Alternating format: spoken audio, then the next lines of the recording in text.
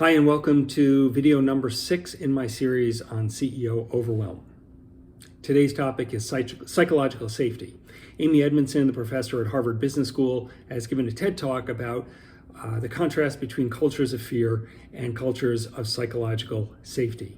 She points out that cultures with psychological safety, with high levels of psychological safety, outperform those where there are cultures of fear. As she points out, people don't want to look ignorant or incompetent or intrusive or negative, and therefore that leads them to stay silent. Even worse, you might have an organization with a culture of shooting the messenger, and that leads people to stay silent because they're afraid of being yelled at or criticized. And this is a real issue because that causes people to hide problems, which then metastasize. And instead of being able to deal with them when they're small, leaders are then forced to deal with them when they become much larger and much more complex and much more costly. The classic example in modern or recent business situations was at Ford in 2006 when Alan Mulally took over.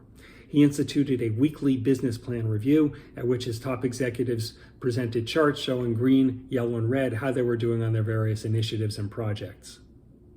And for the first few weeks, it was nothing but a sea of green. All he could see was green. Mulally finally said, there must be some sort of problems, surely, because we're facing a $17 billion loss, so how can everything be green?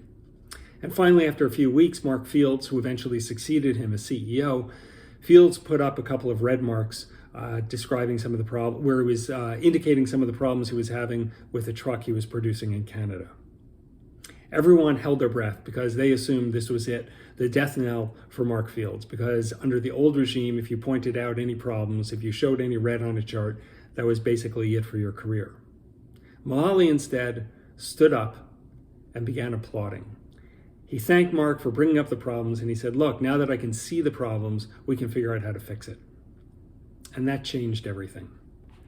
So the question is, what kind of culture do you have? Because if you have a culture of fear, you're going to have problems dealing with problems. You're going to have difficulty dealing with problems when they're small. So what you want to do is acknowledge to your team that you don't have all the answers. You need to celebrate people who do bring problems to your attention. And when and if you do lose your temper, you want to apologize for it. If you do that, you create a culture of safety. And if you have a culture of safety, you can deal with problems earlier. And if you can deal with problems earlier, you can lessen the likelihood of feeling completely overwhelmed by the demands on your time and attention. That's it. I hope these videos were useful for you. As always, I'm happy to talk about them at any time.